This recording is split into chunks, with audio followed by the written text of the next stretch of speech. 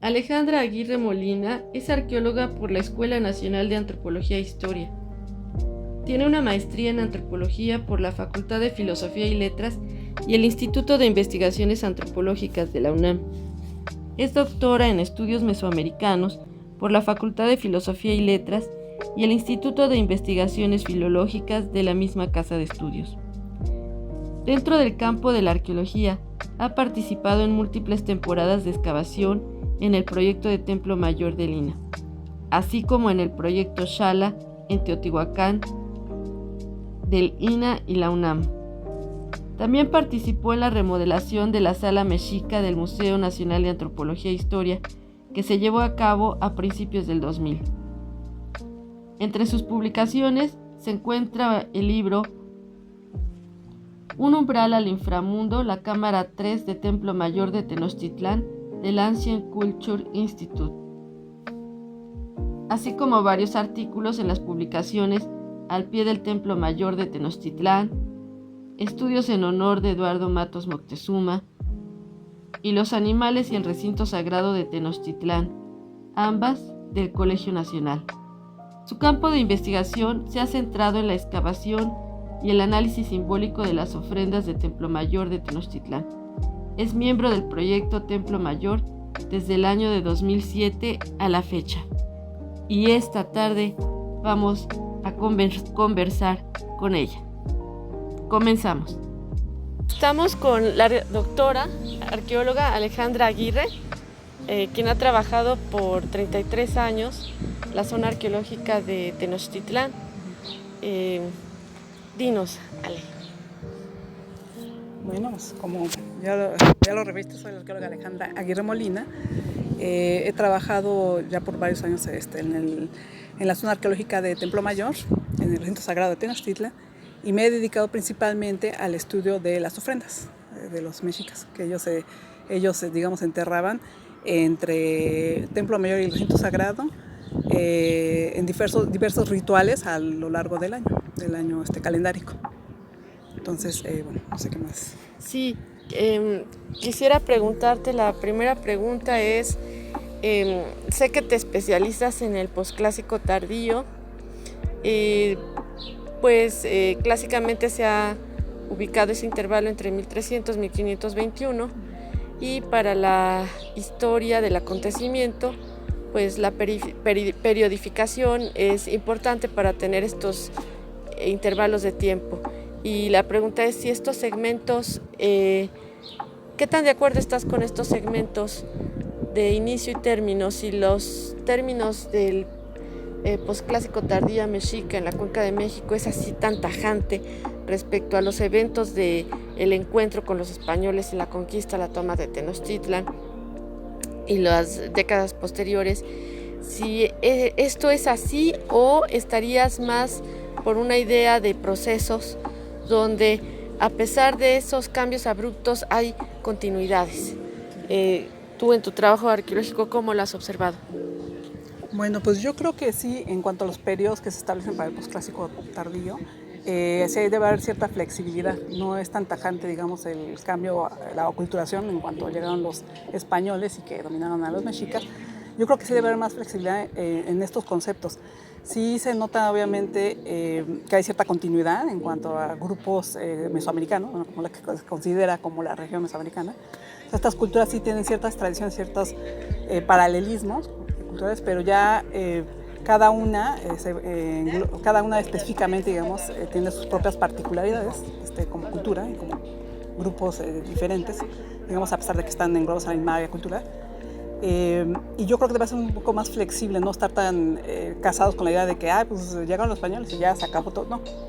Fue un proceso también de mucho tiempo, de años, y no es tan fácil, digamos, encajonar este tipo de periodos de tanto a tanto y ya, o sea, ahí se acabó todo y ya las mexicas no tenían, se les acabó su cultura, se acabó sus creencias, se acabó sus rituales, se acabó todo. De hecho, hasta la fecha, pues muchos rituales que podemos ver en diversas comunidades indígenas, pues tienen ese tipo de tradición, o sea, todo este tipo de creencias perduran a pesar de los 500 años que han pasado desde que llegaron los españoles. Entonces, digamos que son conceptos mesoamericanos que hasta la fecha siguen en auge en muchas comunidades. Uh-huh. ¿Tú consideras que la población mexica del posclásico tardío siguió utilizando su utillaje, su cultura material, su sistema de creencias aún después de convivir con el grupo étnico de los españoles?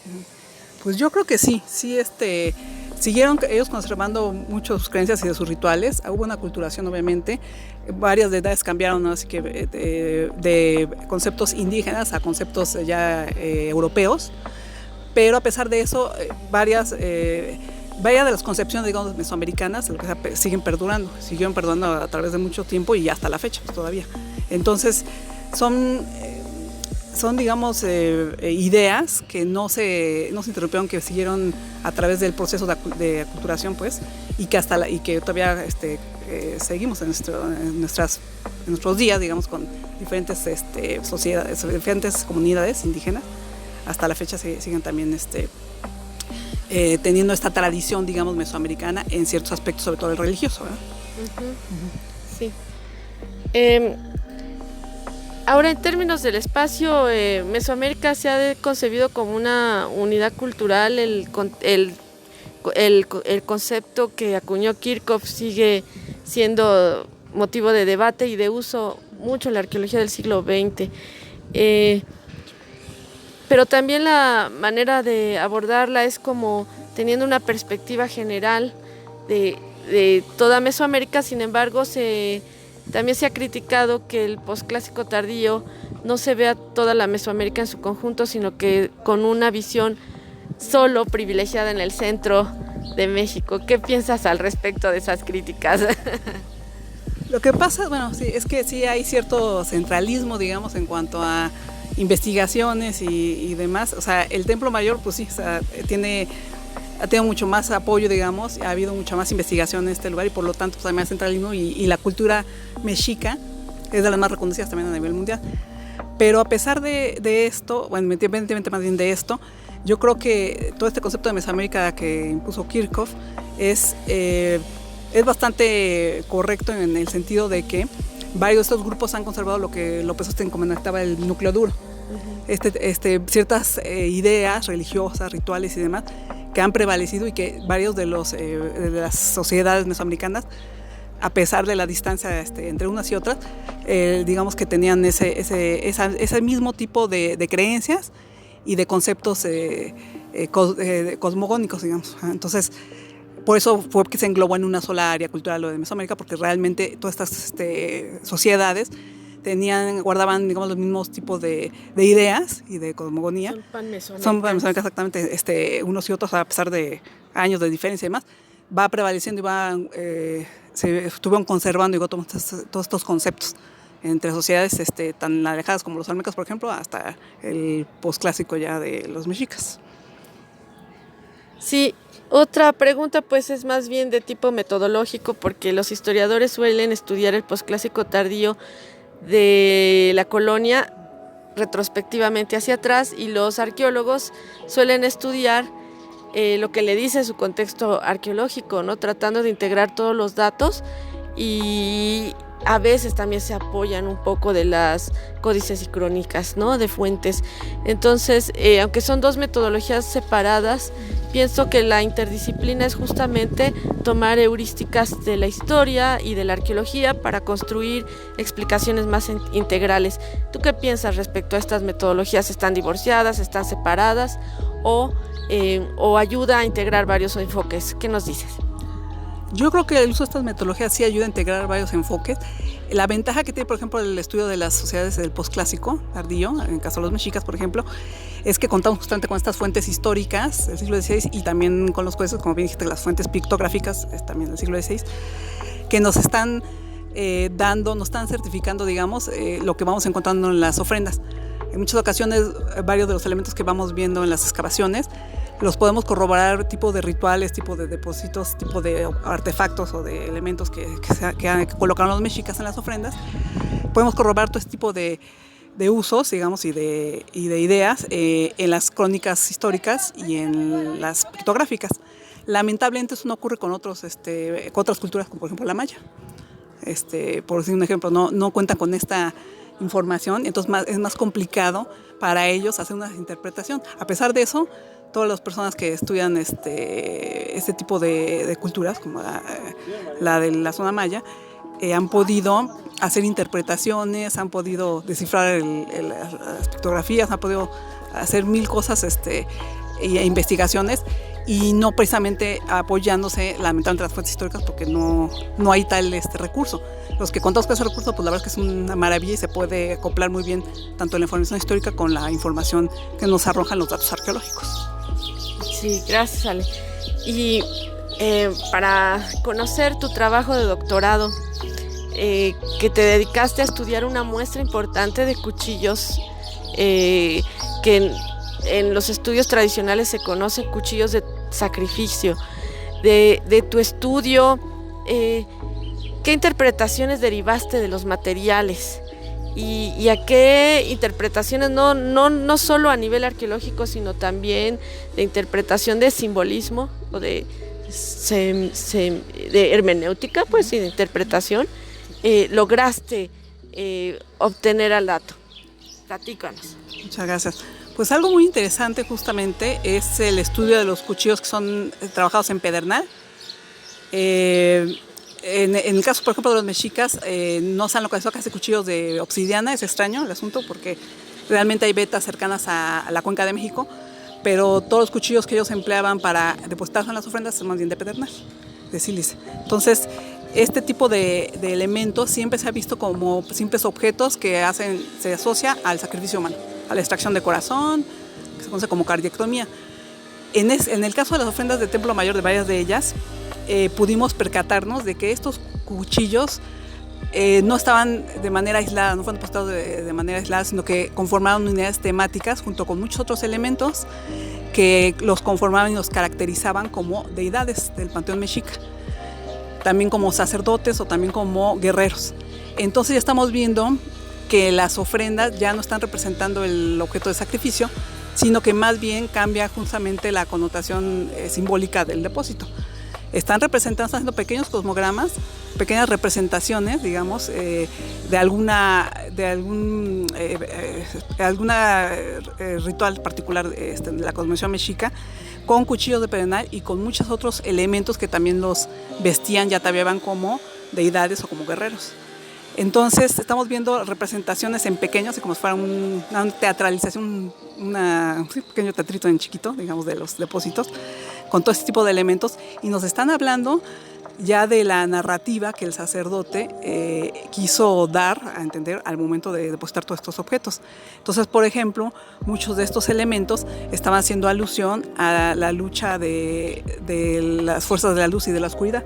Varios cuchillos ataviados como guerreros están acompañando a ciertos animales, por ejemplo las águilas, que en la época mexica simbolizaban al sol. Y estos cuchillos ataviados como guerreros se encontraban dentro de los depósitos rituales haciendo una simulación de que estaban en el inframundo acuático. Entonces estaban tratando de representar cómo estos guerreros acompañaban al sol en su trayecto desde que amanecía hasta que anochecía, se entraban por el inframundo y volvían a emerger, digamos, el sol triunfante de la fuerza, de la lucha de la oscuridad, pues. Entonces todo este tipo de elementos cambiaron completamente nuestro concepto de las ofrendas, porque ya no era nada más el ver el sacrificio ahí reflejado, sino ya estaban dando otro tipo de narrativa, otro tipo de historia en los depósitos rituales, o sea, en las ofrendas del Templo Mayor. Y creo que es algo muy interesante, ya vemos cuchillos y otros elementos asociados a estos conceptos de muerte, de guerra y no precisamente, no nada más de sacrificio. También hay ofrendas en las que los cuchillos sí están, digamos, simbolizando el objeto con el que se extraía el corazón, pero por el tipo de elementos se puede determinar que esos nunca tuvieron un uso funcional, eran simplemente rituales, o sea, nunca extrajeron ningún corazón con este tipo de cuchillos, con los que posan en las ofrendas. No se han localizado ahorita, bueno, habrá que hacer más análisis, pero no se han localizado ahorita cuchillos con los que puedas, ya se verá, con este se extrajo el corazón. Entonces, son análisis que quedan pendientes todavía a futuro.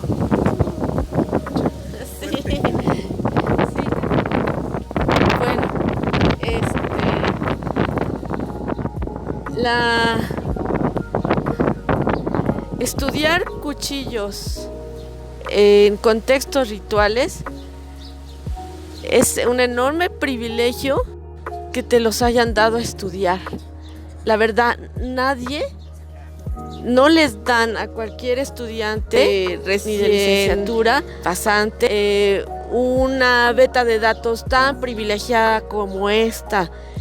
Y eso creo que te la dieron porque has garantizado una trayectoria de más de 30 años y de tener como la robustez teórica para poder interpretar estos datos, ¿no?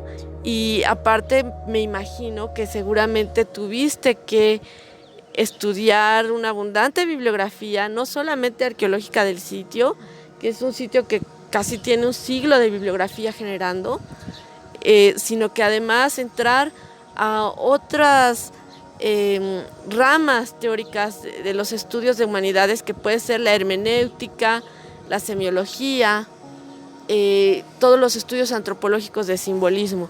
Dinos tú, en tu experiencia. Pues sí, la verdad es que sí, en ese sentido sí soy una persona privilegiada, porque he tenido la fortuna de poder excavar todas estas ofrendas, y nada más que en el Templo Mayor de Tenochtitlan además. Y he tenido la oportunidad justamente de ver con el trabajo diario todos los elementos con los que va uno familiarizando en los depósitos rituales, ir viendo justamente cómo hay variaciones en cuanto a los conceptos que se tenían anteriormente. Cuando empezaban, por ejemplo, en el 78, cuando empezaron a excavar las ofrendas a raíz del descubrimiento de la diosa lunar Coyolxauhqui, se tenía una idea diferente, por ejemplo, de todos estos artefactos que comentaba yo, de los cuchillos de Pedernal. Se veían como entidades separadas. Los cuchillos se les analizaba simbólicamente aparte.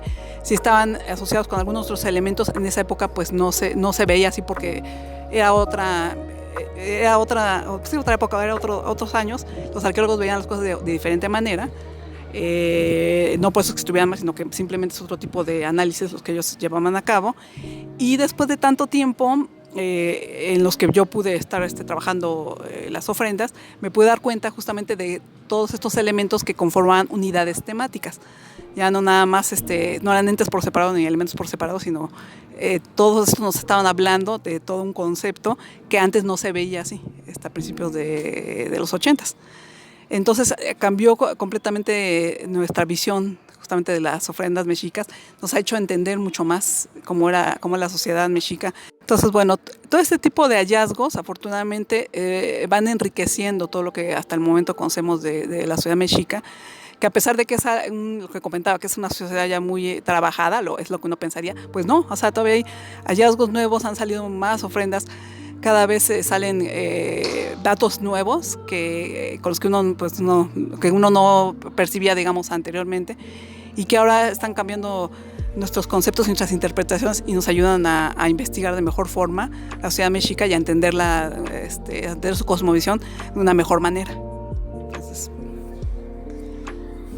la última pregunta. Bueno, esta conversación para mí me es muy interesante. Lástima que no se tenga como más tiempo, ¿verdad? Pero quería preguntarte, ¿cómo se vivió la historia política de los mexicas en el posclásico tardío? La vivieron de manera muy vertiginosa, muy vertiginosa, y además con cambios abruptos muy que tuvieron que vivir, pero bueno, pues no rompieron de tajo, sino que en este sentido hubo continuidades.